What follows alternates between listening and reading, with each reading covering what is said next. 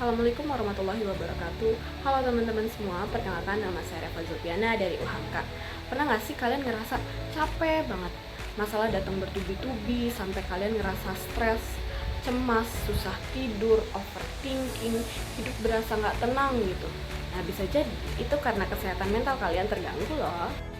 Nah, oleh karenanya, kesehatan mental sangat penting dalam kehidupan yang penuh dengan kesulitan dan ketidakpastian. Seseorang yang memiliki kesehatan mental yang baik dapat menghadapi tekanan, mengatasi masalah, menjalani kehidupan dengan makna. Namun, kita sering mengabaikan kekuatan yang terkandung dalam keyakinan dan spiritualitas dalam diri kita saat berusaha mencapai kesehatan mental yang baik.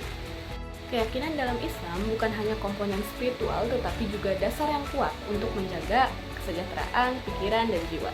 Nah, dalam video kali ini saya akan membahas sedikit mengenai bagaimana sih spiritualitas dapat menjaga kesehatan mental dan apa aja sih metode-metode yang dapat dilakukan untuk menjaga kesehatan mental menurut Islam.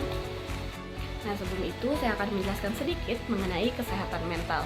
Jadi, menurut WHO, kesehatan mental didefinisikan sebagai tingkat kesejahteraan yang diakui oleh seseorang yang mencakup kemampuan untuk mengatasi stres yang disebabkan oleh kehidupan sehari-hari. Selanjutnya, Dr. Jalaluddin dalam bukunya yaitu Psikologi Agama menyatakan kesehatan mental merupakan suatu kondisi batin yang senantiasa tenang, aman, dan tentram. Salah satu cara untuk mencapai ketenangan batin ini adalah melalui penyesuaian diri secara resignasi atau menyerahkan diri sepenuhnya kepada Tuhan. Nah, selanjutnya apa aja sih yang bisa kita lakukan untuk menjaga kesehatan mental menurut Islam? Check it out! Yang pertama adalah psikoterapi dengan sholat. Sholat memiliki pengaruh yang sangat besar sebagai terapi dari rasa galau dan gundah. Dengan mengerjakan sholat secara khusyuk akan menghadirkan rasa tenang, tentram, dan damai.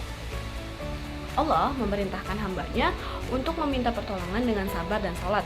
Di antara proses psikoterapi dalam sholat adalah ketika kita membaca dan mendengarkan ayat-ayat Al-Quran sebagai obat yang tidak kita dapatkan di rumah sakit. Nah, Ahmad Al-Qadsi, Ketua Pusat Informasi Yayasan Ilmu Kedokteran di Amerika, mengemukakan hasil percobaan yang menguji keabsahan bacaan Al-Quran memiliki pengaruh terhadap kesehatan yaitu 97%. Yang kedua yaitu psikoterapi dengan zikir dan doa. Dalam ajaran Islam, zikir dan doa adalah ibadah yang paling penting, bahkan menjadikannya inti. Melakukan zikir akan menenangkan jiwa dan hati. Dengan berzikir dan berdoa ini, kita dapat selalu dekat dengan Allah Subhanahu wa Ta'ala. Kita selalu berdoa dengan meminta agar kesehatan mental kita selalu baik dan selalu terarah yang menjadikan kita semakin dekat dengan Sang Pencipta. Berserah diri kepada Allah Subhanahu wa Ta'ala dan belajar dari apa yang telah kita alami. Yang ketiga adalah membaca Al-Quran. Menurut penelitian yang dilakukan oleh Aryadi, Al-Quran adalah kalam Allah yang suci yang diberikan oleh Allah kepada manusia dengan tujuan memberikan petunjuk untuk membedakan antara yang baik dan yang buruk. Kita dapat selalu menjaga kesehatan mental kita dengan membaca Al-Quran yang juga dapat membuat kita merasa tenang setiap saat. Kita menghayati setiap ayat dan mengamalkan setiap artinya. Yang keempat yaitu psikoterapi dengan puasa. Nah, menurut penelitian yang dilakukan oleh Fuad, menyatakan bahwa puasa yang memiliki arti menahan rasa lapar dan dahaga dapat berfungsi sebagai terapi bagi seseorang yang menderita gangguan kesehatan mental. Nah, karena dengan berpuasa, seseorang dapat merasakan empati atau kepekaan terhadap sesama muslim lainnya. Dan puasa juga dapat menahan semua emosi untuk terus menjaga kesehatan mental. Selain itu, Fuad juga menyatakan bahwa puasa dapat membantu menghilangkan kegundahan dan mengobati perasaan berdosa. Dengan berpuasa, kita dapat selalu mendapatkan pengampunan dosa dan dapat menahan amarah atau segala hal yang dapat merusak kesehatan mental kita.